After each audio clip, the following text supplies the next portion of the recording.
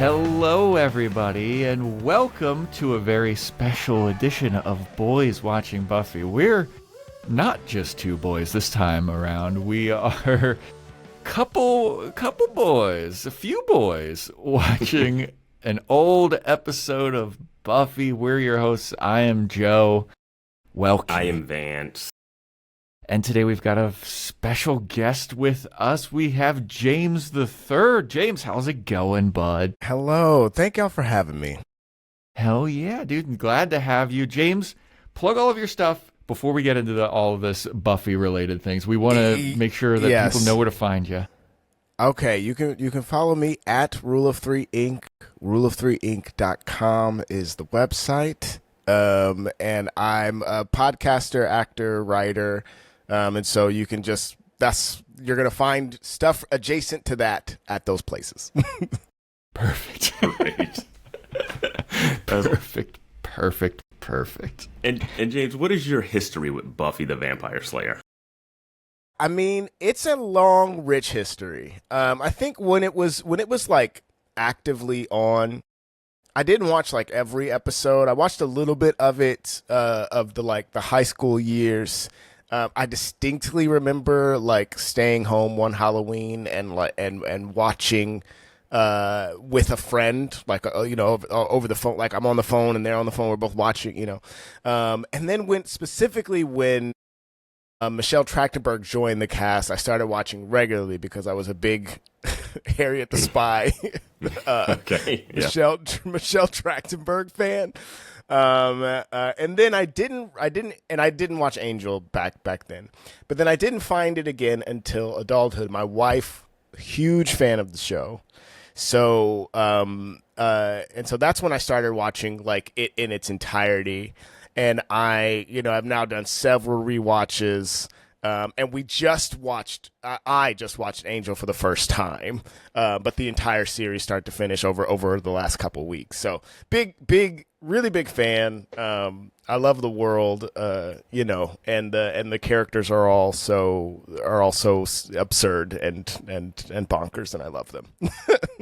Yeah, that sounds about right. Yeah, we're obviously, if people don't know us and are finding us through you, we did a first time ever watch of Buffy the Vampire Slayer, and on Patreon we have a first time watch through of Angel that we did. So we've watched all of it, and we've also dove into the Buffy comics. So there will be spoilers for Buffy comics, the Buffy motion comics, not all of the comics, but Buffy the Vampire Slayer. So spoilers all the way through for this if people are joining in and just jumping in. So also potential spoilers for Angel as well, because it was wild going back and rewatching this and just seeing all the all the stuff that's like, that'll never happen, and then and it is a weird thing of like where there's a lot of it that feels like it's like, well, what was planned already? Like how much stuff did Joss know going in, and then to now sort of know what all of it is, like was that laying the groundwork for stuff that he definitely knew was going to happen, or did it come up later? It's very interesting. Yeah. Well, we know that he like laid groundwork for a lot of things like throughout the series, and there were like hints at like certain things going on, but like some of the stuff that's going on in this episode. By the way, we haven't done this yet, but we're going over Season 2, Episode 6, Halloween, as a little Halloween spooky treat for everybody. We did a little rewatch for you. But, yeah, there's a lot of hints toward what I would say is like hints toward the future, or even if it wasn't a hint toward the future, it was just like, oh, it's crazy that happened, like later on. And we haven't rewatched the series all the way through ever. So this is the first time we're rewatching this episode in about 3 years almost. I went back and listened to our podcast episode of this. I mean, this is season 2, episode 6. So it was a long while ago that we watched this. Did we even have Discord at that point? I don't think we had a Discord at this point, no. Definitely didn't have the Patreon because... and Angel wasn't a show yet, so we didn't have Angel. Yeah, dude. So, dude, Halloween, a little spooky treat. I actually have rewatched this episode a couple times now. Once just for Halloween last year, and another, obviously for this, but another time because my friend, who is an amazing burlesque performer, Twyla Noir, is actually in this episode as one of the as one of the trick-or-treaters when everything starts to go to hell. So great. I took a little like recording of myself watching it and sent it to her. And I was like, yo, check out what I'm watching. She's like, hell yeah, dude. I'm going to say this is a peak Halloween episode of television in general. Absolutely. Absolutely. I'm watching this again, and I was just delighted. Because I remember we liked this episode when we originally watched it. But I did not realize how much stuff in this episode kept tracking throughout our podcast. Like, this is the origin of Military Guy for us. Yeah. Military Guy, it's so funny because it's goes through the entire, all the way up through to the end of the show, you know? And it's like this one night, this one couple hours, you know, heavily affects another 5 seasons of television. Yes. So in our original podcast episode, we had never seen the show before, and Joe started calling Xander Military Guy. And I was like, what are you doing? Why are you calling him Military Guy? And then later, the show says Military Guy and calls him that. Yeah. It was crazy. It was a wild thing. Yeah. Yeah, I mean, like James was saying, they reference him knowing military procedures and shit throughout the rest of the series. Like nobody else, like Buffy isn't like, oh, I do have like debutante, like 18th century knowledge. But Xander's like, for some reason, that military knowledge is still in my head. That would mean that like there's still some monster knowledge in those little kids. Yeah. They're having PTSD, monster PTSD all of them are in therapy. Dude, I'm watching this episode and I'm wondering, does Willow know what it's like to be dead now? Because that becomes a major thing later in the series. But she was a ghost. Does that mean ghosts are real? I think ghosts are real in this world, right? Are they? Yeah, I mean, right. I mean, they certainly exist in. They're certainly present on Angel.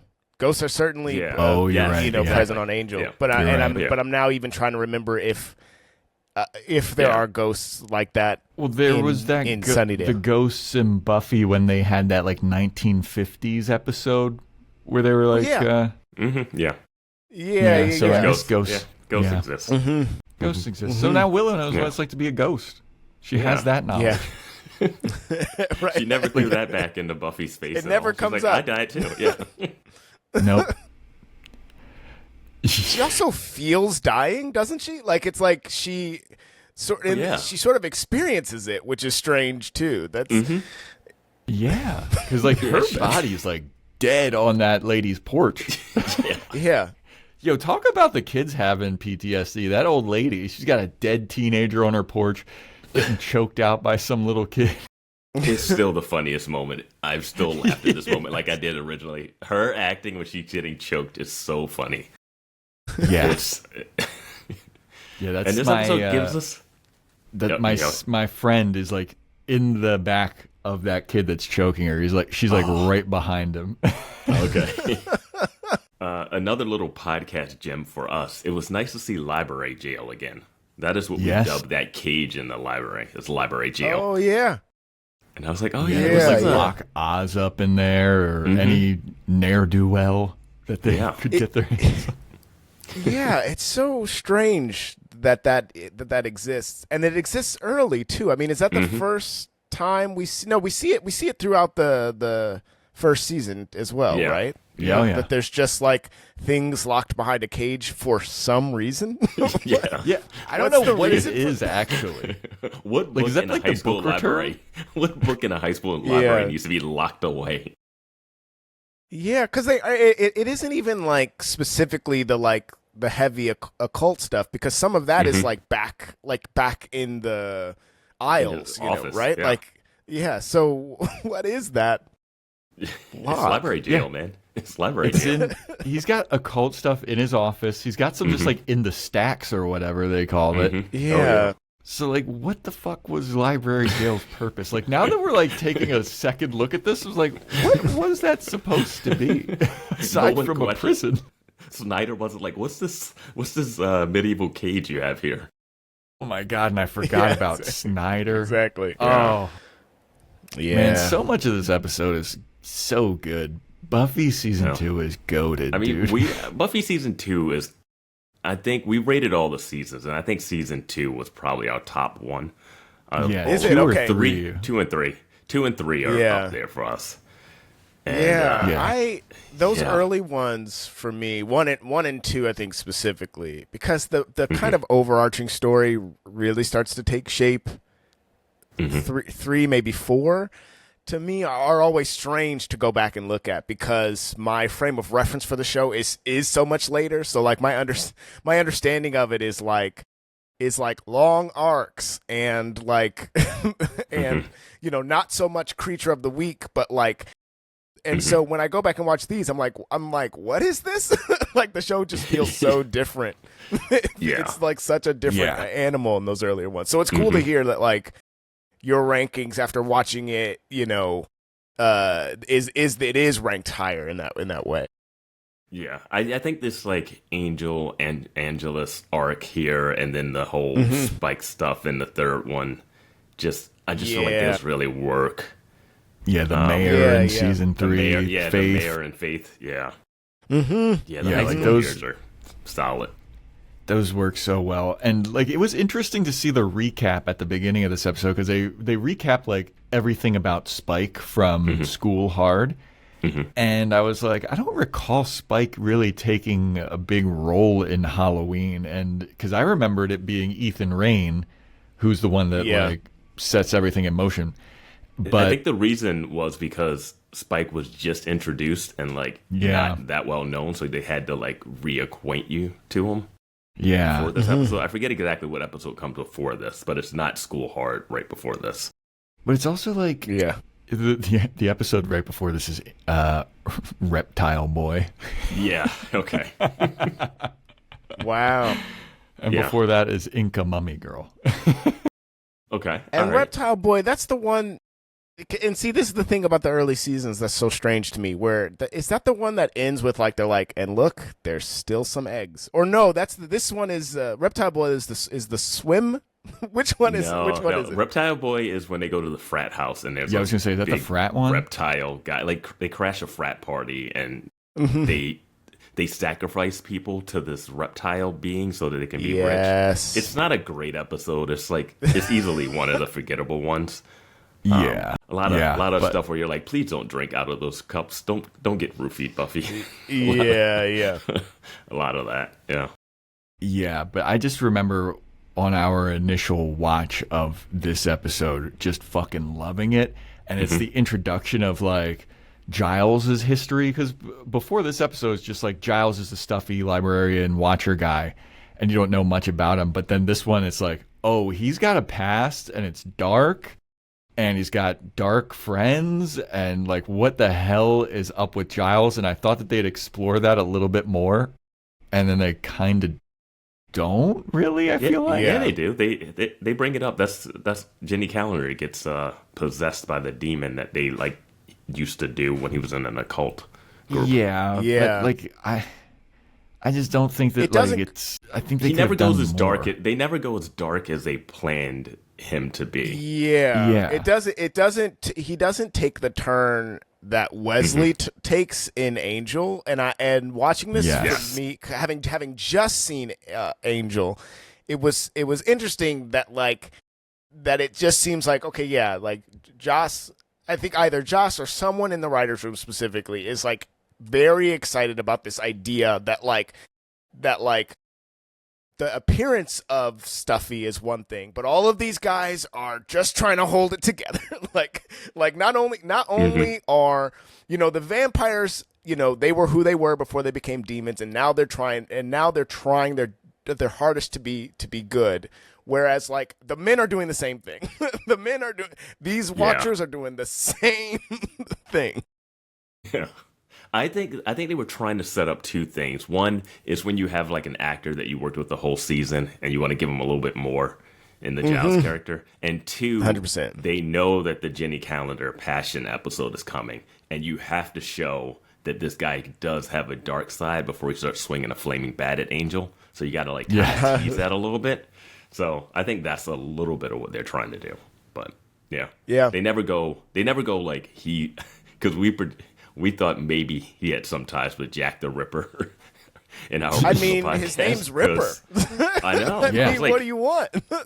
I mean, if they flashed back and he was Jack the Ripper and then he became a Watcher, I'd be like, all right, sure, I guess. Yeah, I mean, throughout the rest of the series, like, you do see, like, Giles do some dark shit. Like after Jenny Calendar, he gets the flaming bat and he's beating the shit out of Angel. You see him fucking kill Ben from Ben and Glory. I wonder if there's a connection there. Yeah. But, like, I wanted that he does when they're doing the test, and doesn't he drugs Buffy or something? He hypnotizes her and drugs her to steal her Slayer powers. Yeah. That never comes back, the fact that you can just steal a Slayer's powers. Yeah. That seems like something that would like a heist to get whatever that serum is out of Watcher Tower or whatever, Yeah. It's the kryptonite for Slayers, and no one ever tries to use it again. Yeah, that is true. I guess there's only one, but comics, use it against Faith. Yeah. Yeah, what the hell? Why didn't they? Yeah, just take Faith's power away from her. They're like, we hope everyone forgets this exists. That we can move. And that's like part of the Watcher Slayer lore is like they do that on their 18th birthday. I mean, not a lot of Slayers make it that long, though. Buffy's an anomaly. True. The thing I really liked about watching these early episodes is seeing the early stunt doubles for Buffy. I love the stunt double performance of the early seasons. It's so exaggerated in all the movements. It's so much fun. That stunt double was like giving it. Yeah, I love that. Like they got to really give it to when the vampire is using that old camcorder, because you really can't see what they look like on that camcorder screen. I forgot how goofy the show was also in the beginning, early seasons too, because it's campy. It's a campy show. Yeah, just a vampire with a camcorder. The battery is always like slapping it and shit. He's like, "Come on, I gotta get this back to the boss."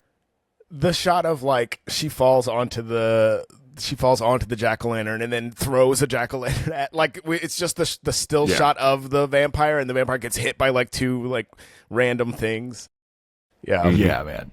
It was so goofy, so episodic. Like they are building towards like a big bad with, Spike and then eventually Angel, but like this is just a good, like, I feel like you don't really need a lot of context about like what's going on in the episode. Like I feel like this is kind of a good standalone-ish episode. They explain a lot of things too, like because everybody loses their memory and they're like, "Oh, well, Angel's a vampire, but he's a good vampire." Yeah, still pre Cordy knowing that he's a vampire. Still, it's like pre her even knowing that.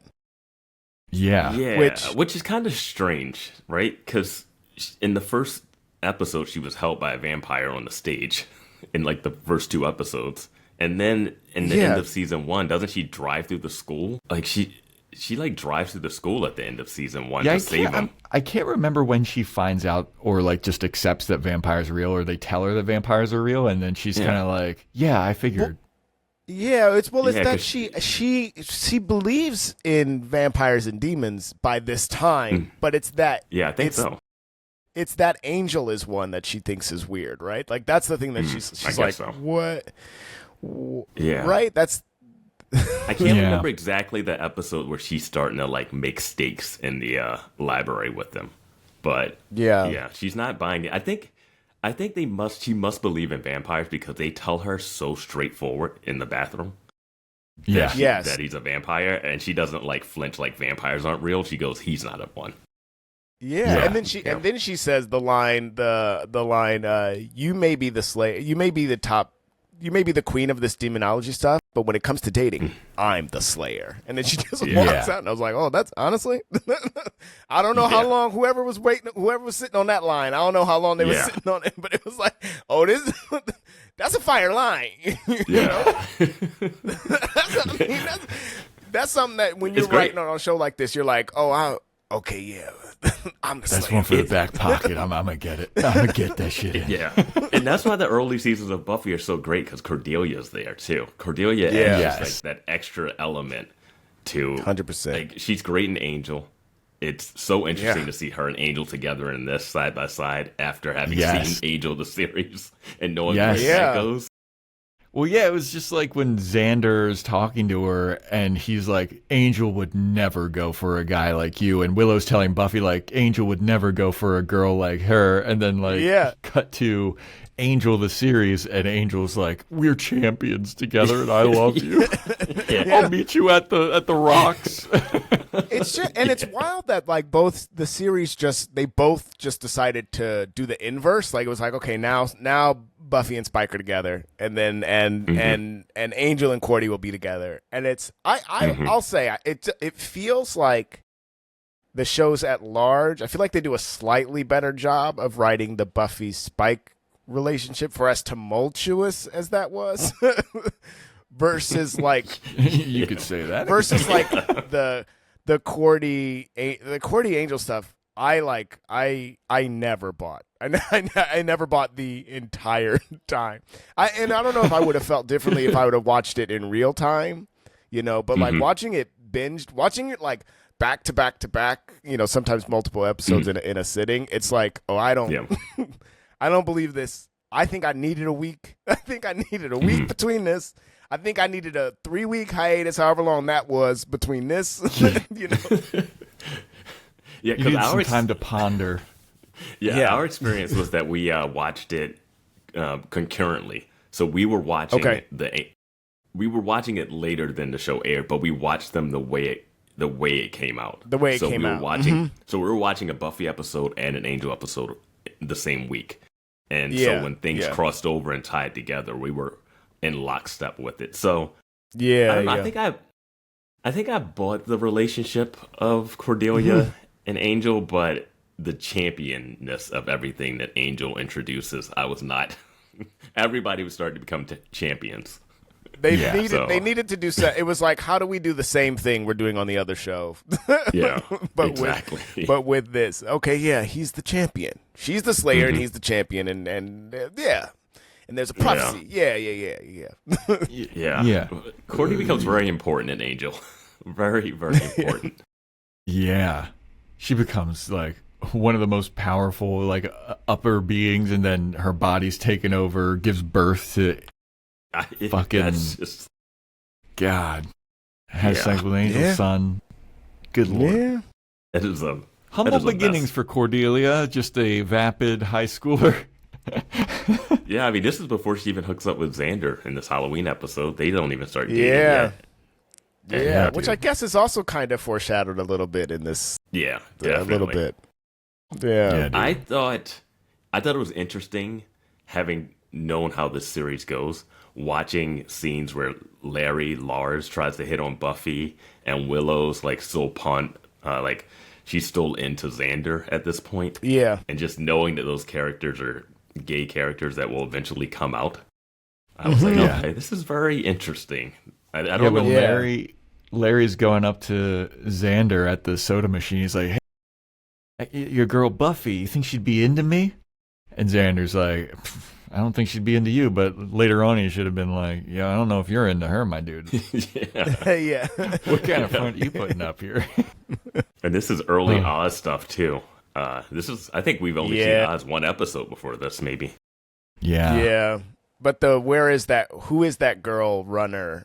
Like, because he's saying it like in this episode, he says it like he's definitely said this before, and that all that came rushing back too. Like that was a funny kind of runner that they had until they actually like meet and talk and stuff. Yeah, because he does say that like 2 other times, I think, before this episode, where he's like, "Who's that girl?"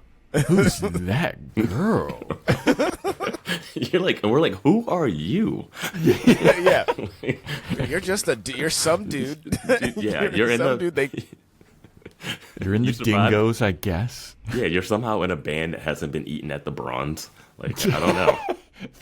the only inedible band at the Bronze. Yeah. The Bronze, when Cordy gives Angel a cappuccino or whatever, I love the early Bronze was a coffee shop / bar. / concert venue / pool table. That lets high schoolers in. It's the most, like, the biggest bands play at this place, but high schoolers frequent it. Yeah. Where they study sometimes. Yeah. Like, what? There's a concert going on. Why did you bring your biology textbook? And it's in the bad part of town, and it's the one Starbucks town, as Cordy called it. In a dark alley to get to. Murders happen every night outside of it. Yeah, just go down Vampire Feeding Frenzy Way and just make a left. Bloodsucker's Alley. Yeah. Step over the girl drained of all her blood, and you're like really close. It really does make you wonder, how did it stay open? How did it stay open? And we asked that but question it must have had so like much. there must have been no rent. It must have cost nothing to be there, right? Like, but they had to build it like multiple times. Like, we wrecked that place so many times. Dude, so many kids were murdered in there. On stage, like a bunch. Like, they didn't even try to do like a rebrand. Like, that could have been like a funny joke of like, oh no, the Bronze, that's not, no. The Bronze was like a month ago. Now it's the Silver. It was the Bronze all the way through. Yes.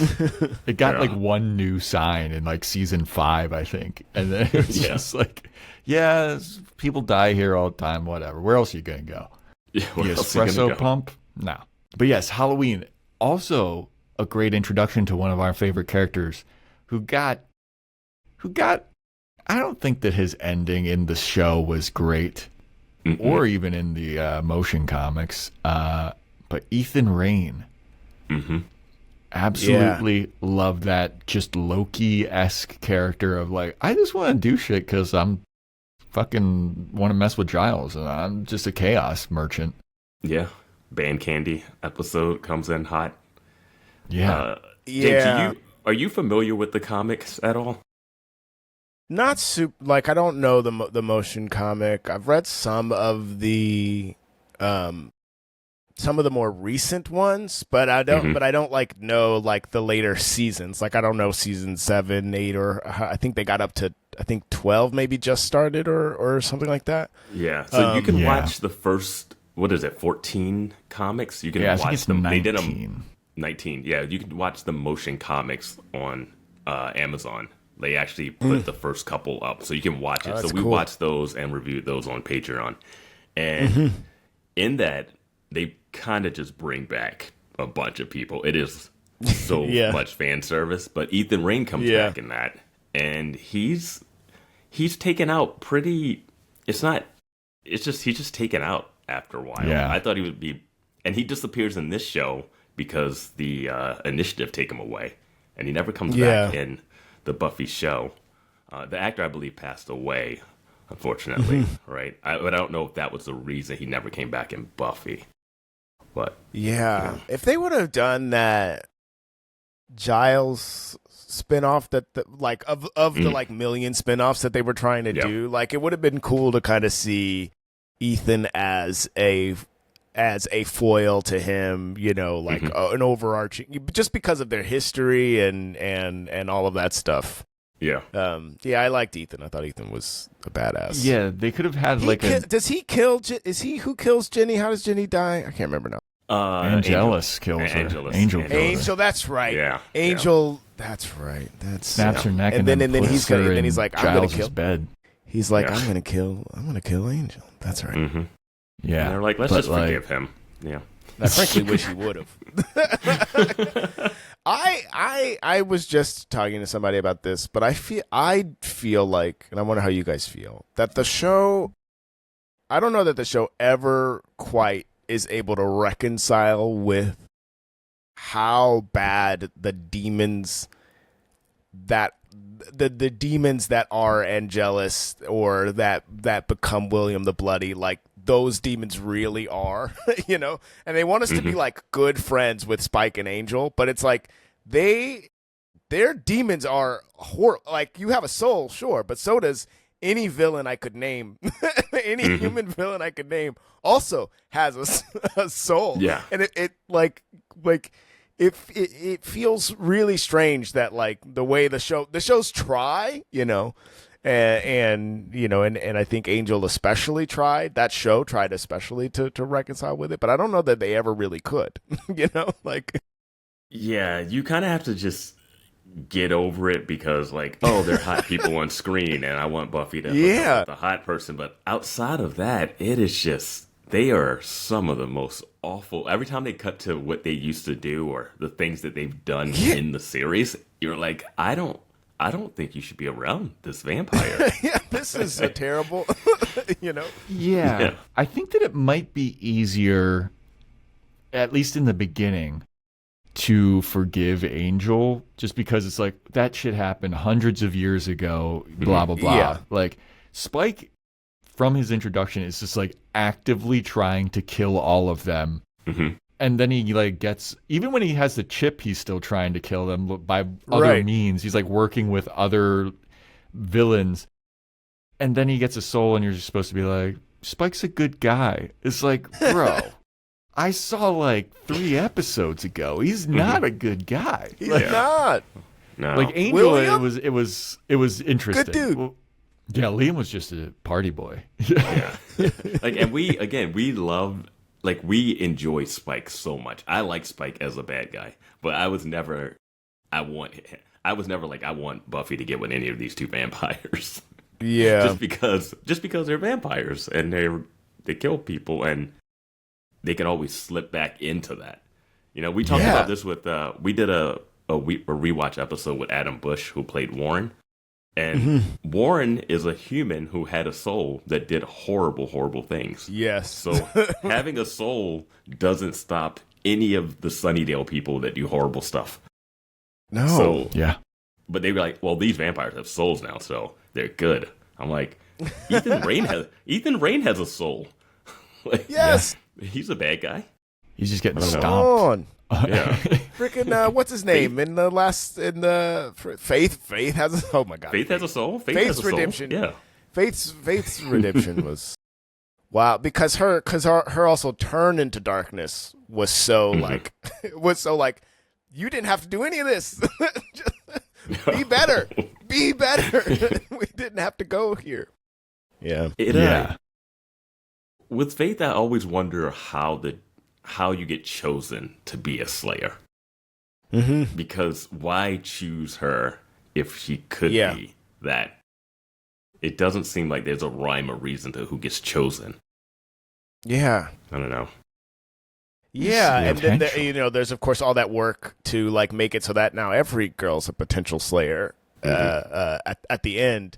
But it does beg the question, like, what is the criteria? You know, why does it go to whoever it goes to? And obviously, and we just started a formal rewatch of everything. So I just watched the pilot before this, and and like, you know, I had forgotten that this opens with Buffy literally thinking that she didn't have to slay anymore. Like, the show starts with her like, whew, thank God I'm done doing that. Like, I'm in a new town. I don't have to do this anymore, you know? And so like, she's already refusing to do this thing that she's called to do. And so like, yeah, like, what is it? Why, you know, Kendra, where'd she come from? Why is anyone a Slayer? Justice for Kendra, man. They never, because I was thinking about watching this, like, Drusilla is still like out. So she can come back for the reboot. Oz is still out in the world. He can come back. Yeah. And Justice for Kendra. Because Kendra was like being trained to be a Slayer. It was like her community knew of Slayers and vampires, and they had like, she was being trained up, and it was like a little like a Slayer factory. It's like, why would you choose Faith if you have people doing that. Yes. You just know? someone else. Just another person over there. Yeah. Again, Faith's a fun character, but like she I mean, I don't know how you can give her for trying to kill Buffy. Because it's either Joss or somebody is just really into like, what if they're the worst person? Like, what if the worst person to ever walk the earth also has to do a good thing? You know, like, just the tortured soul is something that the show is very interested in. True. And you know, and so like there can't be anyone without that. I mean, and then when they have it, they have to give it to, you know, like Willow. Right? Bring out Willow. Yeah, Willow had to eventually take the darkest turn of all. You know, it's like, why? No reason. It's so dark, and I never think they reconcile it the way it should be because it's such a dark turn. No, yeah. Literally tried to end the world. Yeah. Rightfully so. I think she was justified. I think she was justified for going after the trio. Yeah. She was taking out some, like, repressed stuff on Buffy. Yes. Yes. Yeah. I don't know. Yes. No, sure. Absolutely. Yeah. No, yeah, absolutely. Absolutely. Even going... And that's Oh, go ahead.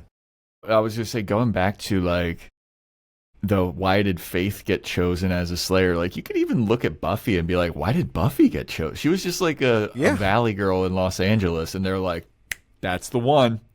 Yeah. Why she wasn't taking like Taekwondo or anything? Nope. No. So the criteria for selecting Slayers, and you see it even in like all the potentials, they're also vastly different, and like some of them just get killed so easily. Like I'm scared, I'm going to go run out into the streets. The potentials was a strange one. Yeah. Probably good that she didn't make it as the Slayer, you know?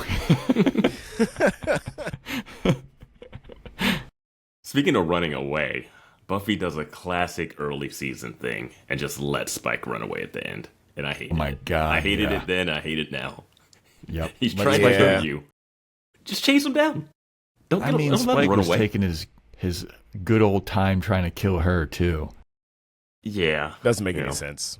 What also doesn't make any sense in this episode specifically is that like it does open with him watching her fighting, you know, and so then the second she gets her skills back, there isn't even a moment of like, I've been studying you, and then like he gets a couple hits in. Would have been a prime time for him to at least block something. He could have done anything. What I didn't buy in the scene was that Angel was being restrained by two random people or demons, yet Xander was able to military guy his way out of being held back. And I was like, I've watched full Angel series. Angel takes down armies. Like, this guy couldn't do anything. Yeah, but he's not a military always selective guy. About that. Exactly. The sheer will that he was a military guy made him able to tackle. That's the might of the U.S. military, everybody. Yes. That's that defense spending. That's your tax dollars at work. That's Xander being stronger than a fucking superpowered vampire. Yeah. So if people are going back to listen to our original stuff, just know that me and Joe eventually figure out the invitation rules. We had a lot of questions about that early on, but we do eventually figure out the invitation rules. But how does that vampire get into the house? Is that what you're saying? Yes. How does he get in the house? How does he get in the house? Angel says, I didn't leave that door open. And then there's a vampire hiding in the closet or something, and then they fight it. I mean, but maybe it's a regular guy that's dressed as a vampire and his costume got changed? But then that would make you a vampire. Fair. Yeah, so that's you can't come in. Because the only thing that I can think that it's some magic thing. It is either that like that is just a regular person who Angel was ready to stake. I think that's the vampire. Vampires know vampires. We know they can smell each other. They can do it. You know? And then the other thing is like, well, maybe like because Buffy was under the spell, she's not Buffy anymore. But then but wouldn't that make Joyce? But it's Joyce's house. It's his house. It's still Joyce's Joyce house. would have needed. Joyce would have needed to invite I don't know how they got in. Yeah, I don't know how they got in. Yeah, exactly. That's why we had maybe it's a demon. Questions. No, maybe it's a demon. He's asking for a stake in the heart. That's yeah. It's like they have the issues are. Even everything that you can say about it, there's an issue. Like he shouldn't have asked for a steak if it was if it was anything. If it's not if it was just a demon, and then it should have just been something else, or whatever. I don't know. Yeah, it's implied that it's a vampire that somehow snuck into the house and the door was not open. Even if the door's open, they still can't just walk in. Yeah, and that's why we have the invitation rules questions that we ask a bunch in the earlier seasons. But it still comes up. I'm watching this. I'm like, there's an invitation rule issue here. Yeah. I don't know. Yeah. I don't know. That does make sense. That does make sense. Yeah. Yeah. I don't know. I just. Yeah, I was mad he was in the. I was mad he was in the house too. Yeah. Just make him a demon. Just make him a demon, because then if it was a demon, the knife would have been fine. Yeah. Yeah, we've seen goblins and all kinds of stuff. Just have it be one of them. Yeah. And then he's just asking for a steak because he just wants to, whatever. Yeah. And we talked about this on our original podcast, that it was a low-hanging fruit joke there, where you could have Buffy grab a regular steak, like the meat, and throw it at him, and they don't use that. Yeah. She grabs like a knife off the table. Why would she know what a steak is? I don't know. She also says like the man with the musket. Oh, yeah, but she's 1775, so so it's all right. Yeah. Here's a question that I had. So when they're getting transformed, right? Xander becomes a military guy. But while they're at the store, he's talking about how he already has some military fatigues at home, so he didn't buy his costume at the store. I guess he just bought the gun. Yeah. Is the gun the costume though? The gun could have turned him into. The gun could have turned him into a school shooter, a hunter, anything. Like, you know what I mean? Yeah. Yeah. Also, wild that the toy gun became a real gun. And also, wow, how many times he shoots directly straight forward. Like that bullet's hitting something. That bullet's hitting something. He don't shoot no warning shot, nothing up in the air. Everything is straight. It's going to hit something. Yes. Even if he's not shooting it directly at a creature, something is in line with that bullet. It made me so mad every time he shot. He was like, I'm shooting away. No, you ain't.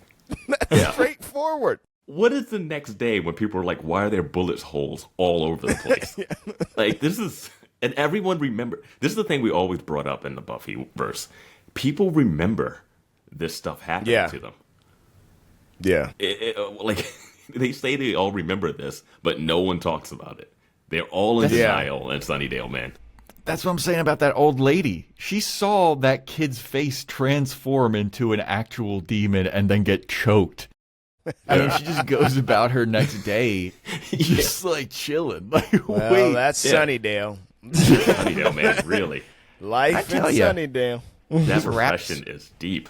That repression is deep. Rascals, they're trick-or-treating. I'm never giving out candy again. They're violent these days. They were ragdolling that old lady. Oh, my God. It was wild. Also, I think me and Joe were surprised when we originally watched this to see Buffy make out with Angel at the end of this episode. Oh, my God. Yeah. Because it was early. It was not, I don't think they had ever kissed before, really. Maybe they had kissed, but not like this. It threw me too, because it threw me this time because, and especially after watching Angel, because it's like, does he just not know? Does he not know that he can't have sex right now? Like, he knows he can't experience a moment of true happiness. He must know that because of the curse. He must know he's been cursed. But he's playing it fast and loose right now if he's about to just openly make out without any kind of, with nothing. Eat some lip condoms. Make sure he doesn't get that happiness. You know. But what is happiness? They never define what happiness is in this world. Huge issue. They huge issue. Constantly hint that it's sex, but it's not. but it is. Yeah. Yeah. Yeah. Because eventually he ends up having sex and not turning. But it's like certain people. Yeah. And it is the orgasm though, right? Like he turns at orgasm. Yes. He turns at orgasm. Yeah. Well, no, because they go to sleep and he wakes up the next day and he's Angelus. Oh, okay. So it's post-nut clarity. Yeah, right. That's what it is. It's not sex. It's the after. It's the aftermath. You know how they say that all of the demons in the show are supposed to be representative of like teenage problems? That's post-nut clarity. It's the problem that Joss was trying to hint at. Angel's like, I shouldn't have been grooming this teenager for so long. Why? Oh no! It's him realizing what I am hundreds of years old. I am already would have been older to begin with, but I'm also I'm hundreds of years old. Oh, well, I also. It's so interesting because they start to go through Angel's like history in the Watcher Chronicles or whatever, and they have stuff from before he was a vampire, like who he was dating and shit. Like they have the girl's name. It's like, why were they keeping track of that? Like, how did that make it into the Watcher books? I love the Watcher books because they'll draw pictures. I'm like, we've never seen this demon before, but here's a perfect one-to-one sketch. Anyone ever comes face to face with this demon, they will die. But here's a drawing. Here's all the details. It's like, how? Match cuts to exactly the thing. Yeah. Every time. Every time they find it. So I think that Angel, when he got originally turned into a vampire, was supposed to be like 26 or something. Yes. Yeah, they shift his age a little bit for Angel so that they can like keep him younger. But like the girl that they show is like he met her when he was 18 or something, and they just have like the drawing of her in the dress, and Buffy's like, wow, what a pretty dress. It's like, why do they know that? Like, who are they interviewing that like it's like, oh yeah, Angel was totally hooking up with this chick before, like 8 years before he became a vampire. Like, you should talk to her and draw her too. Yeah. She's a total smoke show. How is that the first thing you find when you look up Angel? It's like, oh, who is he dating? Not, oh, he wrecked a whole village. Yes. I mean, remember when he first is discovered as a vampire or whatever, and then they're trying to tell Buffy like what he did as Angelus, and it's like he hung a puppy by the neck and stuff, and she's like, I don't need to hear anymore. I get it, he's bad. Yeah. But what kind of girls did he like? But they also have like the tea. Like, ooh, who are you going out with? Yeah. And we get a little bit of Drusilla in here, Miss Edith, who we forgot about sometimes when we would watch the show because we were first-time watchers. But yeah, Miss Edith is there. And, she is there. And Drusilla is still her crazy self. Just, man, her and Spike, they never got the closure that I wanted to see in the show either. No.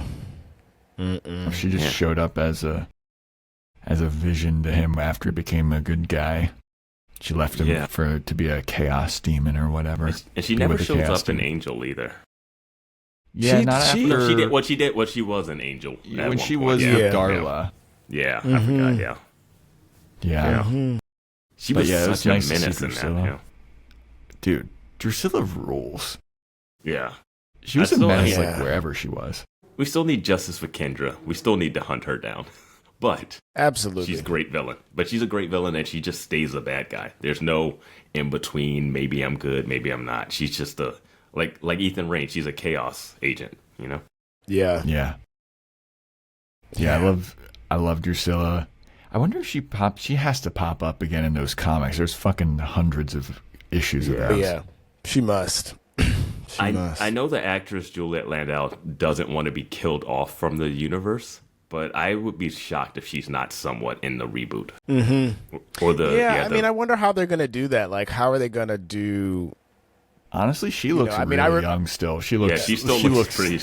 Yeah, she looks. Yeah, I mean, they all still look like themselves, you know. But I remember reading up on like the idea that James Marsters had for Spike follow-up, and he was like, we only sort of have a few years to do this, because it's like I won't look like I do, and David Boreanaz still looks like, they all still look like themselves. But I guess they'll just do, with de-aging now, everybody sort of looks like Sarah looked great in I Know What You Did Last Summer. Like, it was like, oh, this works. Like, this looks like, this feels the same to me. Was she de-aged in that? Did she come back? Yeah, she was. Spoiler, spoiler. But yeah, they that's a major spoiler. But it's a dream sequence. Sorry, sorry to spoil. But there's a. Netflix just shared the scene on their account, so I'm not. Okay, it's been out a while. It's fair game. I was mad when I saw the article when they posted, but Netflix out here sharing the scene. Okay, so give me. But spoiler, they have her, and they do. It's not so much fully de-aging because she looks like herself, but it is like there's like just a glow on her. Yeah, like yeah. I feel like the de-aging on Juliet Landau would be minimal. Like, she looks seeing very pictures close. of I her, think you do makeup. She looks the same. Like, it's crazy. Like, David Boreanaz, like, he looks like he's put on some weight. James Marsters is gray hair, and he looks a little bit older. And like, even Sarah Michelle Gellar, like, she looks a little bit older. Yeah. But like, Juliet Landau might be an actual vampire because she looks the same, dude. Like, it's weird. Yeah. But yeah, dude, it was so good to see her again in the show, talking all her crazy talk and shit. Like, speaking in riddles, and she tries to move on, and Spike's like, whoa, wait, what was it? What? Wait a minute, go back to that vision you were just talking about. The out will come in. Oh wait. Wait, what? What's gonna happen? It was so strange for us watching the first time and having to deal with Drusilla and the visions and just being like, what is any of this? It's so funny how they're like, with the visions is something that they almost immediately, they're like, we can't keep doing this. Well, because Buffy also had visions. Yeah. So there was something I noticed when Willow's going into the library, there's like black cats on the window when she goes in. And I was like, oh, is Willow the black cat? Because we never fully figured out the black cat of it all. The cat from that dream sequence or whatever. Who's the cat? Yeah.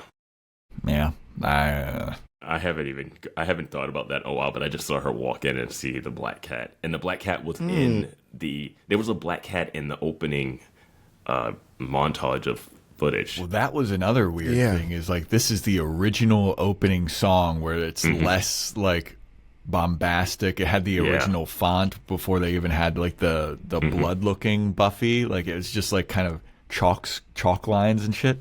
Yeah. It was so weird. Like, the intro song was still has the scream. It's got the scream. It's got worse production. Like, the guitar isn't as distorted and shit. Like, man, this show was so good, and then they fucked it up. In my opinion. Season 2 is good, man. Exactly did it. Wendy, in y'all opinion, because y'all already talked about it on the show, but fill me in. At what point does it get fucked up, specifically to y'all? I think season 7 is rough. Season 6 is hard to watch purposefully. It's hard to watch. Like, Life is the bad guy in that one, and it's just like not a fun watch. Like, season 1 is campy, silly. They're fighting a ventriloquist dummy. Like, that's fun. You can turn that on and watch that and be like, okay, I'm fine. Season 6 is just like some rough stuff happening. And I think season 6 is... Oh, go ahead. I was going to say, season 6 is like a hard watch, but it's well done, is the thing.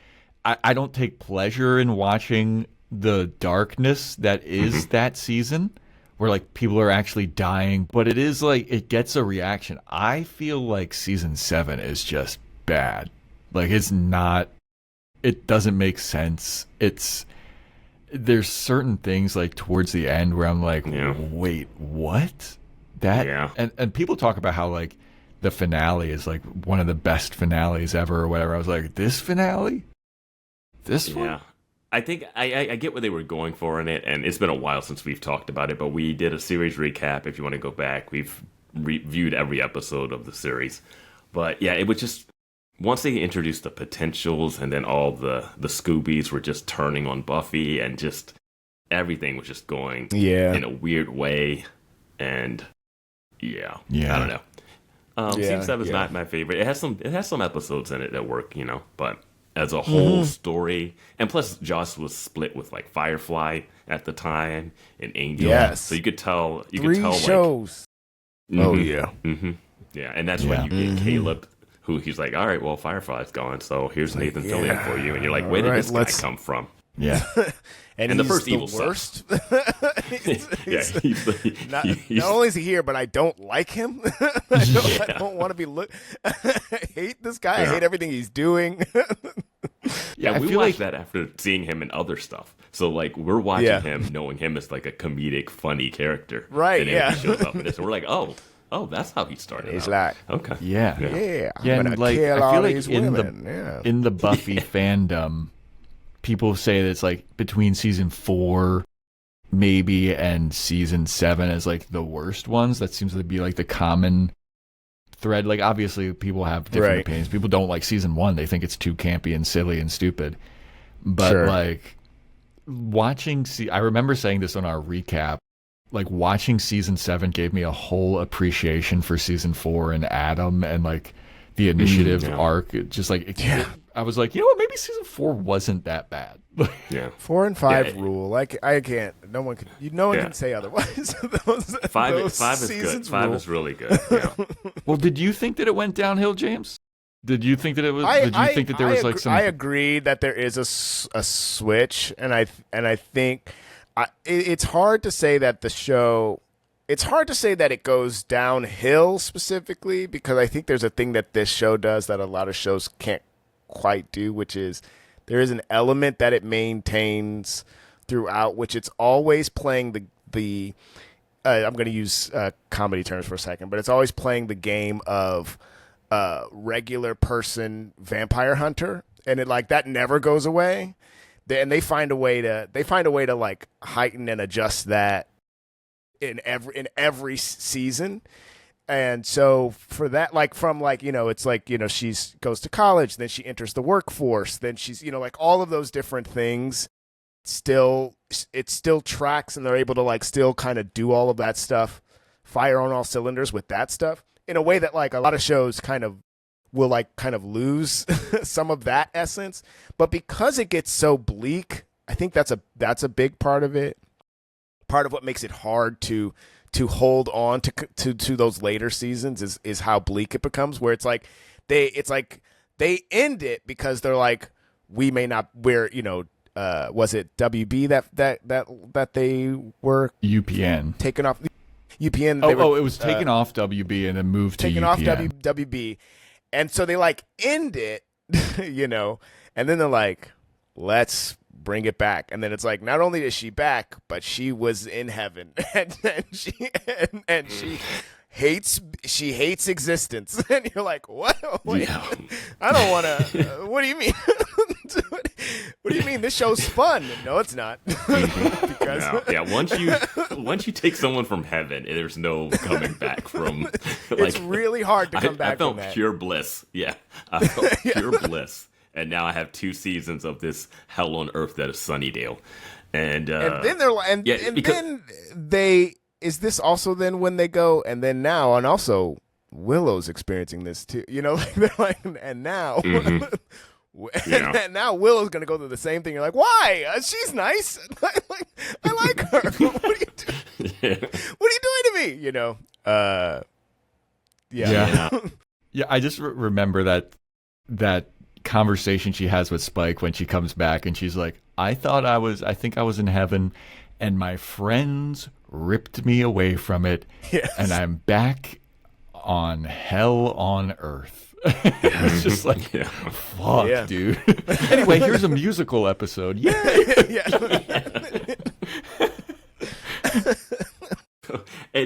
And watching this Halloween episode again, right when Buffy gets her powers back at the end, and she gets all jazzed up to fight Spike, I was like, they used to do this same cycle where she hated being a Slayer, and now she's like, I like being a Slayer. I hate being a Slayer. I hate this burden. Oh, it's so cool being the Slayer. I hate being a Slayer. And they just did that for so long.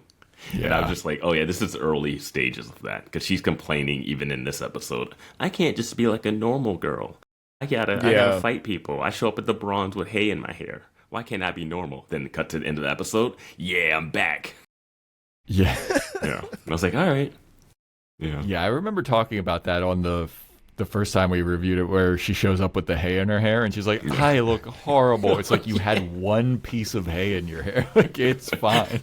It's like, it looks like you did your makeup before you showed up here. Like, you were just fighting to the death. Yeah. I'm sure Angel would understand, you know? Yeah. Like, he's like, oh, you're the Slayer. Of course, yeah. You ran into some vampires on your way here. I get it. Yeah, you she's like, I am one myself. What do you What do you mean? Before I met you, I lived in squalor and ate rats. What do we do? What are we doing? I think Angel's worst look is when he tries to be like a cool regular guy and he wears like not dark colors. And there's a couple scenes where he's with Cordy like this, and it just does not work. He does not pop on screen when he's in his like white linen colors. Yeah. I think it was like a light purple shirt in the initial bronze scene, and Cordy's talking to him. Mm-hmm. And he's just like, yeah, hey, what's up? We're all hanging out at the bronze. It's like, who are you, dude? That's not you. Yeah. That dawned on them eventually, where they were like, I guess he just wears black all the time. Yeah. Why did we? Dude, there was a pivotal moment where he had like a khaki jacket on. And I remember being like, what the fuck is that? No. And then they were just like, you're right. Yeah. And there was another episode where like Cordy was flirting with him in the library when he had that jacket on in front of him. And it was just like, oh man, no, this is not the version that you want. This is not the Angel version you want. Yeah. Yeah, it was rough. I mean, that's why it was so good with Spike. He always had like just a black outfit. T-shirt or the red button down with the trench. Like there was a while where he had they were trying to change it up with him. I remember one time they had like an olive military, just like fatigues jacket on him. And I was like, no. Oh, well, he did try to change up his outfit one time when he was trying to hook up with Buffy. Remember, he tried to dress more like Xander. Yeah. Didn't work. I mean, that was like part of the hilariousness, that one episode where he was wearing the Hawaiian shirt because it was like Xander's shirt. Yeah. I was just like, oh, this looks so off on him. But there was one episode I remember he had a blue button down. It was like, ooh, he's supposed to be like the good guy now. He's wearing blue. He's not red. He's fucking Jedi and not Sith. Like, get out of here, dude. Like, just have him stay in the black. To James's point, the heightening when you get Spike and Xander being roommates for a while, and you're like, oh, yes, this is the sitcom. This is a sitcom premise. It's legitimately that. It's like, no way. James, I'm almost a little afraid to ask this question. Where do you stand on the Xander of it all? Yeah, what do you think of Xander as a character? Because I was introduced late. Because I was introduced later, when I went back and watched the early seasons, I was like, Xander, why is he acting like this? You know? Why is he, And I'm of the, he would never leave Anya at the altar. That's genuinely how I view Xander. I like him. I feel a kindred as like a nerd. Like that's how I view Xander, and so I can understand people who watch it who only have the experience of watching from the beginning because he is an asshole. he is like it's to say that he's not would be like it's like what do you mean he's lying to he's immediately lying to his friends, you know, so he's leading Willow on, he's doing all, you know, all of this stuff, and, you know, trying to hook up with everybody, and like funny. But he like is a jerk, you know, so like who he becomes later, who I also think like it's like he doesn't deserve to have his eye ripped out. Like that's how I'm like, what the hell? His eye's being ripped out? Like this is a good guy, you know? No, it's because he sees everything. Remember, exactly. He sees everything. That thing that he has been tracking for 6 seasons. That's always been true about him. So I genuinely like Xander and feel like I don't understand early season Xander. Like I don't get what they like. It was like I feel like they didn't know him then. It's how I view it. But that's only so because of my frame of reference. Yeah. Like if you so when did you started it like in the middle? I started middle. So like, you know, like I know him as like the dude that would babysit Dawn and like I know him as like a good and like and, you know, having kind of like playful banter with Anya, and like they're a good couple, and like that's who Xander is and you know, he's the guy making the Avengers references. Like that's who he is, you know. That is such an interesting frame of reference, though. Yeah, I never would have thought of that. Yeah, you came in if you drop in the middle. Yeah, you came in before he was. You came in when he wasn't. He was going from Buffy completely. Yes, and pre, like what's the lie that he doesn't help. They're like going to help Angel, and he like doesn't even and it's like that's. I see that he did that, and I go, I can't believe my best friend did that. You know? That was what the experience of watching that was. You know? So like all of the like stuff on the internet that I've been seeing lately of like how everyone hates Xander. I'm like, they do? You know? Yeah, to the point of that lie that he told Buffy on her way to fight Angel, I blame the show more so than him, because I was like, oh, when that happened in real time when we were watching, I was like, this is going to be a big thing. And then they don't bring it up until maybe season 6 or 7. Like, it's after she came back from heaven, and Buffy goes, hey, whatever, Willow, you wanted me to go get him or whatever. And she's like, Willow's like, what? Yeah, she's like, I never said that. And then Xander's like, no, don't go kill Anya. And then that's the end of that whole thing. And I was like, don't bring it back up if you're not going to address it. That should be a whole episode. If you really want us to forget it, then forget it. Yeah, but if you're going to bring it back up, and apparently Buffy's been thinking about this for years, and it's been a wedge between her and Willow, and then they don't even, like, address it, get it out in the open, clarify. Xander doesn't explain, hey, I did it because I didn't want you to go in there, like, in between. Like, maybe you're going to fight him, maybe you won't, and we can... Like, he doesn't have to put up a defense. Willow doesn't get mad at Xander. I was like, all of that needs to happen. You can't just bring it up and be like, yeah, we remembered it, but we don't care about it. So I blame the show a bit for that. Yeah. But, again, if that's a reason to not like Xander, sure. Absolutely. Yeah. And Xander, I think, is overhated, but some hate is justified. Like, sometimes, like, him cheating on Cordy... or whatever. Yeah. But Willow was also cheating. But Willow doesn't get the cheating factor for that as much. But I think there's a lot of things that Xander does, even in this Halloween episode when he's... Yeah, I was going to say, like, this episode... male chauvinism, like, kind of thing that he has. Yeah, that was... I remember watching this yesterday, and I haven't watched it in a while. And Xander, Larry's over there and he's disrespecting Buffy. And then Xander's like, hey, man, that's my friend. And I'll beat the shit out of you for disrespecting my friend. I was like, all right, Xander. Yeah, check me out. Yeah, maybe you're not as bad as everyone's saying. I was about to be like, yeah, see, he's great. And then Buffy, like, shoves Larry up against the Coke machine. And Xander's like, great. Thanks a lot, fucking asshole. Now I'm looking like a coward. You made me look like a little pussy. I was like, oh, no. That is him in a nutshell. I think I think that exact moment is him. That's his character. Yeah. we talked about it on the original podcast episode because I re-listened to our old podcast, and we were like, yeah, they're so used to it, Buffy and Willow, that they're like, yeah, Xander's doing this weird male ego thing. Hey, so hey, how's that date with Angel? It doesn't even like Buffy does not care. That whole episode's not going to be dedicated to her trying to make amends to him. She's just like, yeah, he's doing this weird guy thing. I don't know. I mean, there is like also a weird moment though too when like Buffy's kind of being like, "So are you gonna forget about that whole thing?" And she's like resting her chin up on his shoulder and stuff. And I was like, Buffy, what are you doing? What are you doing? Don't do that. Yeah.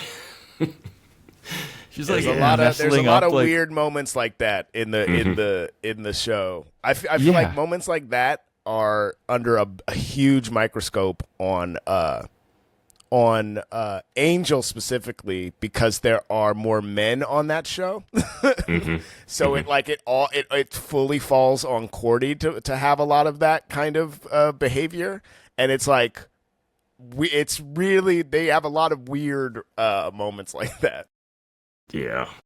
It was tricky because I remember when Xander tries to hook up with, or when he initially tells Buffy how he feels, and she turns him down, and he gets super aggro about it, and I was like, dude, that's like, I understand he feels some way, but he can't be like that aggro after her turning him down. She's allowed to turn you down. So we called him out on his stuff. We didn't feel as bad about the wedding thing because there was a dead demon in the room, so we felt like it was a weird time to get married, but that was my whole dude, James. That wedding episode, I could go on another 25-minute rant about that fucking episode. Yeah. I thought that he absolutely was in the right to at least call off the wedding. Now, him disappearing for days after, no bueno. Terrible. But calling off the wedding, yes. Please. I'm inclined to agree. So I'm inclined to agree. My biggest thing about him getting the people that wanted him to go through with the wedding are people that don't like Xander. So why would they want Anya to marry him? That's what I don't get. Like, you should be happy that Anya dodged a bullet there. Yeah. You're like, I don't like Xander, but he better go through with this. He's the wedding. worst character on television. He should have married Anya. One of my favorite characters. Anya the vengeance demon. And he is in general mean to her too. Like it's for as cute as their relationship seems, a lot of it when you go back and look, it's like, no, he is kind of like shitting on her the whole time. That whole relationship's weird because she just kind of like comes at him. It's like, we're gonna have sex. Like, women throw themselves at him. He was sexually assaulted by Faith, who almost killed him. Like, this most certainly was. Yeah. I don't know. Everybody in the show's bad in a way. Like, Willow's done some of the worst things. Giles is awful for leaving after Buffy's mom dies. You can't be like, well, I think you're good. Have fun with your imaginary sister. Here's a check. That should cover at least maybe a month and a half. Enjoy raising your teenage sister. All right, bye. Yeah. I'm out. Think you can do that? Think you can do that on a fast food worker's budget? Thanks for getting me my job back as a watcher, Buffy. I'm out. Man. At the end, they were all just awful to her. And at least Xander learned how to like fix the house up because that house got damaged every day. Yeah. You know? He was the only one with a goddamn job at the end. Willow had witch insurance or whatever. Anya almost was in charge of the. Oh my God, I forgot about the magic shop. Magic. Yes. Before she got sliced in half. She loved money. She did love. She was a capitalistic vengeance demon. Yeah. Yeah, man. What a show! Fucking wild show. Great. It was insane. An insane show. Yeah, but it's so much fun. This episode, Halloween, I think this is like yearly watch at least because this is one of the top. Of the Halloween ones, my fave is the one where they're it's the one where Anya dresses as the bunny. Yeah. They have a lot of great Halloween Yeah. But the one where I dress up as a bunny is my, and they're trapped in the house, and they have to stomp on that little gremlin guy. Little demon is really small. Actual size. Yeah. We get Chainsaw Giles, who cuts through the door. Oh, yes. That made it to the intro credits. That was just a great moment. Yeah. Yeah. Yeah. Is this also the opening the door and they all scream? No. Yes? No. No. What That's not that what did they episode. scream? What did they scream There's that for? one. There's that one in the opening where they open the door and everyone screams and then they slam the door. But I don't think that might not be this episode. That might not be this episode. Speaking of intros, because you just watched Angel, one of our favorite ones is I think it's season 4 or 5 when they're walking away at Angel for the intro credit, and you find out that that's from them killing like an old guy. Yeah. Oh, right. Like their epic walkaway shot, their hero shot is from like they just like that's so absurd. they just put an old guy in hospice care. They have a hero walk away, and you're like, wow, that's what that's from? Yeah. You should be feeling so proud of yourself. And it's not like they couldn't take another moment, but that's just the one they had shot by the time they they needed the intro. They were like, well, we got to do this one. Yeah. Walking through a senior care facility. Oh, so funny. Dude. That was so good. Now, James, question about Angel. Did you have a particular season or moment where you're like, what the hell is going on in Angel? What the hell is going on? I mean, yeah. I mean, I think particularly Cordy sleeping with what is Connor. the kid's name? Connor. Yeah. I thought that was strange, but then after the fact, it all made a lot of sense, and I also kind of think It was kind of think. I also think it was kind of hot. I think more mothers should sleep with their sons. I mean, there was literally a shot of her in bed with the baby him. Yeah.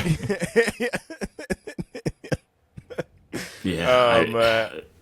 I think that's the most WTF moment. I think it's hard to kind of top that. Yeah. But there's a few. That shows. I mean, like season 1 of that show has so many moments where like knowing like how what the Hollywood talk about Joss is, where it's like, are the writers talking about him? Like there's like a lot of moments in season 1 specifically, but it kind of keeps coming back where they talk about like how manipulative people in Hollywood are and stuff like that. There's like a lot of episodes about that, and it's just like, are they talking about it? Are they? But that, I mean, it's all Hollywood goss, so can't say anything firsthand. But there's, Yeah. Did you like the new Wolfram and Hart at the end in season 5? Were you a fan of Spike coming back and joining the show? I mean, I love Spike. I have my overall thoughts about Angel are like, I'm mad no one told me that it was like they were trying to do like a Batman Blade type situation with Angel. Like if anyone would have just told me that in the 90s, I would have watched it then. Yeah, 100%. I appreciate what they were trying to do with the Wolfram and Hart stuff. But it was like I was uncomfortable because it was like they must know that this is a futile. Like at the end of the last season when they were like, that's what the next season's going to be. I was like, well, no way. That's the next season. You're not what do you, working. That's like if Buffy started working with the Master for some reason. But I do and like my wife gave me a heads up. I knew that I always knew that Cordy wasn't gonna make it to the end, but she gave me a heads up of the other people that were gonna go, and I was like, I don't even think I'm gonna like the show. I'll say that I think that they wrote everybody the way everybody ended. I actually thought was great. I think we needed more Cordy. I don't think like a one episode right off, but the trio of Wesley and Fred and Gunn. I actually really appreciated their endings. I thought that I like, and I think it only is because I knew it was coming. Like, had I not known it was coming, I think I would have mostly just been upset because these are my best friends. But, you know, like, it's like, you know, we lose Fred, but we still have the actor there, you know, finishing, you know, like going on a journey. And it's an interesting one from the standpoint of a show about, you know, like the supernatural sort of existing in our world. It's an interesting journey that she goes on. It's an interesting flip that we get, you know, with Wesley saying goodbye to Fred, and then now Illyria saying goodbye to Wesley, and then, you know, and then Gunn, you know, certainly on his last legs, but like going into battle, like all of that. I really appreciated all of that, you know. Yeah. I don't know where it ends up going in the comics, but I was like, all right. No, you don't want to know. You don't want to know. You don't want to know. You don't want to know. No. Because I remember reading a couple of the recaps and telling them to Vance, and it was just like, what? Yeah. The comics are wild. The comics don't have no rules. They have no rules in the comics. Yeah. The only limit was your imagination.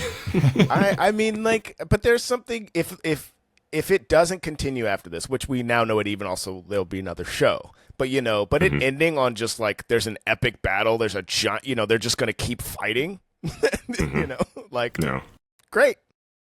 My heroes are fighting. Yep. You know? Yeah. It was great. It was just weird that they wrapped up something. They like wrap it up to then get back to that for some reason in the show.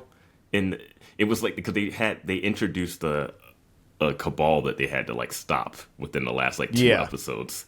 And then they stopped that, and then they're like, no, we still have to keep fighting. And I was like, what was the whole season though? Sure. Yeah. I don't know how I necessarily feel about the season as a whole, with the exception of it feels like they knew the writing was on the wall. Yeah, absolutely. They're kind of like, well, what's the stuff we haven't gotten a chance to do? And so, you know, like the last episode being them kind of doing what they would do on their last day on Earth, and we get to just see what that is. You know, it's kind of, I don't know, you know. Yeah. And like, yeah, I mean, that long payoff for Spike going to the poetry reading and does his effulgent thing. People are like, hell yeah. He's like, fuck yes. I was surprised. I was surprised we didn't get that in Buffy though. Yeah. You know, like that's a payoff from Buffy, not from Angel. Yeah. Yeah. I don't know. Yeah, if you had just watched Angel, you had no fucking idea what's going on or who this guy is. You're like, who is this guy and why is he doing poetry slam? What? Yeah.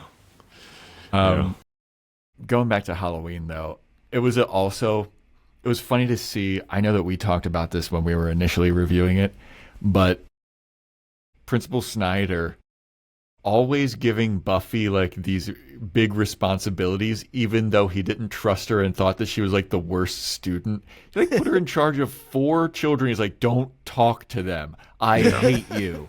You're doing this. And it's like, why would you put her in charge of this? What is this program where high schoolers take out kids trick-or-treating? Yeah.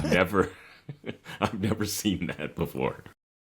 Yeah, like, what a fucking weird, like, it's that thing, you just always hated her, but then would, like, trust her with a lot of things. The way it's reading in this is like that he has no pull with anyone, and, like, he knows that she's gonna do it. You know, like, he inside, in his heart of hearts, he's like, well, I know she'll do this because he does know that she's the Slayer, right? At this, doesn't he? Because he's working with the mayor and stuff. And it's very vague. Before this, we have figured out that he is working with like the cops, and there's a bigger thing, and that we find out that people know about. Because this is after School Hard, where they break into the school, Buffy saves them. Oh, right. And he's like, he's like, oh, tell them it was just like meth heads going crazy. Sprinkle some crack on them. Yeah. Right. So we know he knows about demons and stuff, but I don't know. But it never really if he specifically knows this about, because he likes he wants the mayor's approval, but he doesn't know that the mayor is like a demon, and he doesn't seem to be actively against Buffy doing her job as a because he also doesn't like vampire. It's strange. It doesn't really because doesn't he dies being like, you will be He's like, get in order. You're not going to be a giant snake in my school. yeah. I'm from Sunnydale. I don't react to seeing giant monsters like a normal person. Yeah. So I don't know what his relationship was. Yeah, I'd be like, why is the mayor taking an interest in this school so much to the point where he was always talking about like, oh, I'm gonna get the mayor on the phone. Oh, I'm gonna call the mayor. He's like on the phone with the mayor at certain points. I think he knew about Spike, and he was like, just say that it's like fucking meth heads or whatever. Or they were LSD, that's what it was. Yeah, he knew that vampires and demons existed, though. But I don't know why he'd be so against the Slayer, because he's not like working with demons. I think that at one point we had a theory that he wanted to expel Buffy because he wanted her to work full time on being a Slayer, and he was actually like secretly a good guy. Oh, yeah, she should be homeschooled and getting a stipend from the Watchers. I mean, that's a great theory. But she you do need to be homeschooled and getting a stipend. But she should stay in the school because that's where most of the demons are, since they rebuilt the school on the Hellmouth. All places. Yeah, and Xander was a part of it. If you don't like Xander, he was a part of rebuilding the school on the Hellmouth. He should have sabotaged that anyway. They just have the Hellmouth, the sewer grate to open in like a broom closet in season 7. He needed a job. Do you know who is the new mayor? Who's the new mayor after the mayor goes away? It's a lawless country. Yeah, lawless. Those motorcycle gangs. I don't think we ever meet another politician, not a mayor. We have the Pangs episode where we meet. They're doing some groundbreaking and there's some person there, but I don't think we ever meet a mayor. Mm-hmm. Well, Pangs is. I thought Pangs was before the mayor dies. Anya's there though, in Pangs, so that's. So but yeah, because Angel comes back from his show, to spy on Buffy and not have any really pay any role. Yeah, that's in a season episode. 4. That's a season 4. Yeah, man. This show. Armin Shiverman, though, fucking Principal Snyder. He was great in this show. Loved him. He was. Yeah. Well, we got anything else to say about Halloween? I'll say Lars was giving Biff from Back to the Future vibes as the pilot. 100%. Yeah. 100%. Mm-hmm. Anything else from you, James? Any final thoughts on this episode / Buffy as a whole? I know we went all over the fucking place. Yeah. I feel like we talked maybe about Halloween for like 30% of this podcast, but love this episode. Yeah. What more do I have to say about Willow looks super hot in her little outfit. Yeah, I mean that's also kind of like foreshadowing where they go with her too. Like they keep having these opportunities to be like, look at her in the goth getup, let's put her in. Yeah, black eyeliner and blah blah blah. They lost so much weight this season. This season was like the skinny era. I mean, they were so thin. Like, Allison Hannigan was so thin this season. Mm-hmm. Yeah. Mm-hmm. She had abs, but it wasn't from working out. Mm-hmm. Mm. Yeah, man. Yeah. 1997. That was the era. Yeah. But we like the show. We like the show. Great show. Yeah, great show. Really enjoyed the show. Got merch with it on there. and if people want some more Halloween themed stuff on the main feed, we have I Know What You Did Last Summer, the original. We have the Buffy, the Vampire Slayer original movie. We did the unaired Buffy pilot. And if you go to Patreon, we have Death Becomes Her, just released this month. We also have Cabin in the Woods there. What else do we have up there? We did a bunch of horror movies. Renfield. Jennifer's Body. In the Woods. Jennifer's Body. Hell yeah. Evil Dead 2. Yeah. We did a bunch of stuff. Check it out. Yeah. So if you want more of the boys talking movies and Halloween stuff, you want to just podcast all the way through the Halloween season. You can follow that. And if you want more James the Third, James, where can everybody find you again? Again, at Rule of 3 Inc., ruleof3inc.com. And you can, speaking of podcasts, you can hear me on Black Men Can't Jump in Hollywood. That's wherever you get your podcasts. Well, maybe. Yeah. Well, there you go. That's a wrap, everybody. Thanks for listening to this very special Halloweeny episode. Really appreciate it. James, thanks for coming on, my dude. Thanks for having me. Hell yeah. And we will see you next time when we return to Veronica Mars. See ya.